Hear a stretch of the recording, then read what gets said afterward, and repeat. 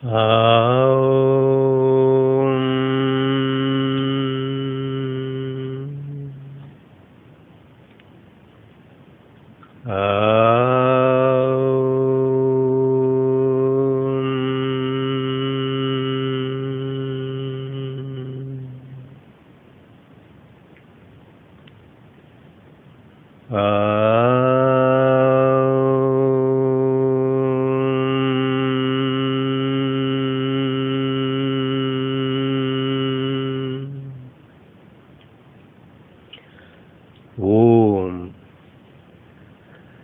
இந்த மந்திரத்தை தெரியாதவர்கள் எவரும் இல்லை. ஆனால் இந்த மந்திரத்தின் மகத்துவம் என்ன? யோக பயிற்சிகளில் இந்த மந்திரம் ஏன் அதிக முக்கிய பங்கு வகிக்கின்றது? இந்த ஓம் என்பதின் விளக்கம்தான் என்ன என்பதை பற்றி இப்போது நாம் பார்க்கலாம். ஆ, உ, மா என்ற 3 அட்சரங்களை கொண்ட இந்த மந்திரத்தை 4 அட்சரங்கள் என்று சொல்கிறார்கள். 3 தானே இருக்கின்றது என்னலாம். ஆனால் அமைதி, சைலன்ஸ் என்பதை ஒரு மந்திரமாக சொல்கிறார்கள். இந்த ஓம் மந்திரத்தை உச்சரிக்கும் போது ஆ, ஊ, முடிச்ச பிறகு ஒரு கன நேரம் ஒரு அமைதிக்கு அப்புறம் மறுபடியும் ஓம் சாண்ட் பண்றோம். அந்த அமைதியை 4வது அட்சரமாக பயன்படுத்துகின்றார்கள். இது எதை குறிக்கின்றது என்று நீங்கள் சிந்தித்தால், நமது உணர்வு, பரிசுத்தமான உணர்வு, கம்ப்ளீட் கான்சியஸ்னஸ், பியூர் கான்சியஸ்னஸ் என்று ஆங்கிலத்தில் சொல்லக்கூடிய ஒரு பரிபூரண உணர்வினை இந்த ஓம் மந்திரம் குறிக்கின்றது. அதாவது நாம் உணர்கின்ற அத்தனை உணர்வுகளும், ஐம்புலன்களால் அனுபவிக்கின்ற உணர்வுகள், நம் மனதினால் அனுபவிக்கப்படுகின்ற உணர்வுகள், நமது கனவிலே அனுபவிக்கப்படுகின்ற உணர்வுகள், ஆழ்ந்த உறக்கத்திலே அனுபவிக்கப்படுகின்ற உணர்வுகள் என்ற ஒட்டு மொத்த உணர்வுகளின் சாரமே இந்த ஓம் என்ற மந்திரத்தில் அடங்குகின்றது. ஒரு மனிதனின் பரிசுத்த உணர்வு இந்த ஓம் என்று அழைக்கப்படுகின்றது. இப்போது ஆ என்ற அட்சரத்தின் விளக்கம் என்ன என்று கேட்டால், நம் மொத்தத்தில் 4 விதமான ஒரு உலகத்திலே வாழ்கிறோம் என்று சொல்லலாம்.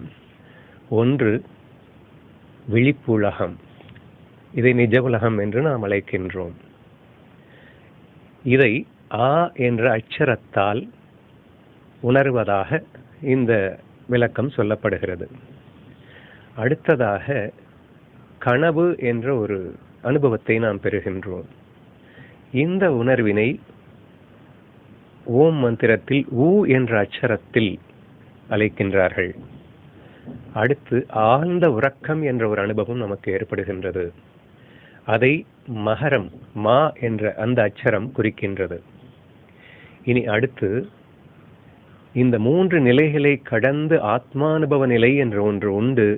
அதை அமைதி, சைலன்ஸ் என்ற அட்சரத்தால் அழைப்பதாக இந்த ஓம் மந்திரத்தின் விளக்கம் சொல்லப்படுகின்றது. அடுத்து புரிந்து கொள்ள வேண்டியது, ஆ என்பது முதல் நிலை. அதற்கு அடுத்த ஆழ்ந்த நிலை என்பது கனவு நிலையாக வருகிறது. ஓம் என்று நாம் உச்சரிக்கும் போது ஆவை உச்சரிக்காமல் நாம் மந்திரத்தை உச்சரிக்க இயலாது.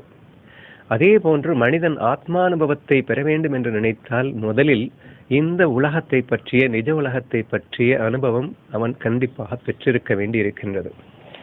Fulfilment in this material world என்று ஆங்கிலத்தில் சொல்கிறார்கள். இந்த நிஜ உலகத்தில் அவன் முழுமையான திருப்தியை பெறும்போதுதான் அடுத்தடுத்த உலகத்தினை அவன் உணர முற்படுகின்றான். ஆதலால் இந்த நிஜ உலகமும் இங்கே முக்கியமாக கருதப்படுகின்றது. இந்த நிஜ உலகத்தில் பரிபூரண திருப்தியை இந்த ஆ என்ற அட்சரத்தால் அந்த ஓம் சொல்லும் போது நமக்கு கிடைக்கப் பெறுகின்றது. அடுத்த நிலை கனவு. இது இந்த நிஜ உலகத்தை விட மேலாக கருதப்படுகின்றது. காரணம் என்னவெனில், இவை அனைத்தும் வெறும் மாயை என்ற புரிதலோடு அந்த கனவு உலகம் அங்கே அனுபவிக்கப்படுகின்றது. கனவில் நாம் அனுபவிக்கப்படும் அத்தனையும் மாயை என்பதை உணர்கின்றோம். ஆனால் நிஜ உலகில் நாம் அனுபவிக்கப்படும் அத்தனையும் மாயை என்று உணர்வதில்லை. ஆனால் உண்மையாதெனில் நிஜ உலகமும் ஒரு மாயைதான். இந்த நிஜ உலகத்தின் அடுத்த நிலையை நாம் அடையும் போது மாயை என்ற புரிதலோடு நிஜ உலகை அனுபவிக்கும் அந்த பாக்கியம் நமக்கு கிடைக்கின்றது. ஆதலால் அந்த உ என்ற அச்சரம் நமக்கு இந்த ஆ என்ற அச்சரத்தின் அடுத்த நிலையாக சொல்லப்பட்டிருக்கின்றது. அந்த கனவு மாயையை முழுமையாக அனுபவித்து மாயை என்ற உணர்வோடு இதை அனுபவித்து தீர்க்கும் போது அடுத்த நிலையான மா என்ற ஒரு ஆழ்ந்த உறக்க நிலை, அதாவது கம்ப்ளீட் ஃபுல்ஃபில்மெண்ட், இனி எதுவுமே எனக்கு தேவையில்லை என்ற ஒரு நிலை ஏற்படுகின்றதல்லவா.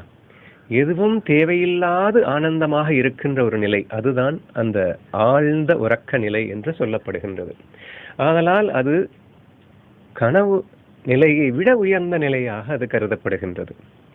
நிஜ உலகில் ஏதோ ஒரு பொருளை நம்பித்தான் எனக்கு திருப்தி என்ற நிலை, ஆதலால் அது தாழ்ந்த நிலை.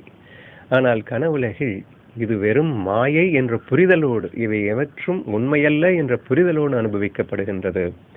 ஆனால் அதற்கும் அடுத்த நிலையில் மாயையாக கூட எதுவும் தேவையில்லாமல் ஒருவன் சுகத்தை அனுபவிக்கின்றான். ஆதலால் அது அதைவிட அடுத்த நிலையாக அங்கே சொல்லப்படுகின்றது. இதை மா என்ற அச்சரம் குறிக்கின்றது. நாம் அப்படின்னு நம்ம உச்சரிக்கும் போது இந்த எல்லா நிலைகளையும் உணர்வுகளையும் நாம் மனப்பூர்வமாக அனுபவித்து நாம் அந்த ஆன்ம சைலன்ஸ் என்று அடுத்த நிலையான ஆன்ம நிலைக்கு உயர்வதற்கு இந்த மந்திரம் உதவுகின்றது என்று வேதங்கள் சொல்லுகின்றன. அதனால்தான் இந்த ஓம் என்ற இந்த மந்திரம் எல்லா மந்திரங்களுக்கும் தலையாய மந்திரமாக சொல்லப்பட்டிருக்கின்றது. இனி அடுத்ததாக அந்த அமைதி, சைலன்ஸ் என்று சொன்னோம் அல்லவா, அந்த ஓம் மந்திரத்தின் இறுதியாக வரக்கூடிய அந்த சைலன்ஸ், அதுதான் ஆன்ம அனுபவத்தை குறிக்கின்றது, ஆத்மா நிலையை குறிக்கின்றது. அது இம்மூன்றையும் அடங்கியதாக இருக்கின்றது. கனவு நிலையிலே அந்த வேக்கிங் உலகை அடங்கியதாக இருக்கின்றது. டீப் ஸ்லீப்பில் வேக்கிங், அதாவது நிஜ உலகமும் கனவுலகமும் அடங்கியது அந்த ஆழ்ந்த உறக்க நிலை என்று சொல்லப்படுகின்றது. ஆனால் இம்மூன்று நிலைகளையும் அடங்கியதாக இருப்பதுதான் அந்த அமைதி நிலை என்று சொல்லப்படுகின்ற ஆன்ம நிலையாக இங்கே கருதப்படுகின்றது. இதை வார்த்தைகளால் வர்ணிக்க இயலாததாக இருக்கின்றது. ஏனென்றால் இந்த எல்லா உணர்வுகளையும் முழுமையாக அனுபவிக்கும் அதே வேளையில் முழுமையான அமைதியும் அங்கே இருக்கின்றது எனும்போது அது விவரிக்க முடியாத ஒரு விஷயமாக அங்கே நமக்கு கிடைக்கின்றது. ஆக நிஜ உலகின் அனுபவமும் கனவுலகின் அனுபவமும் ஆழ்ந்த உறக்கின் அனுபவமும் அத்தனை அனுபவத்தையும் அனுபவித்துக் கொண்டே ஆனால் அமைதியின் சொரூபமாக ஒருவன் வாழ முடியும் போது அது ஆன்ம நிலையாக இங்கே வர்ணிக்கப்படுகின்றது.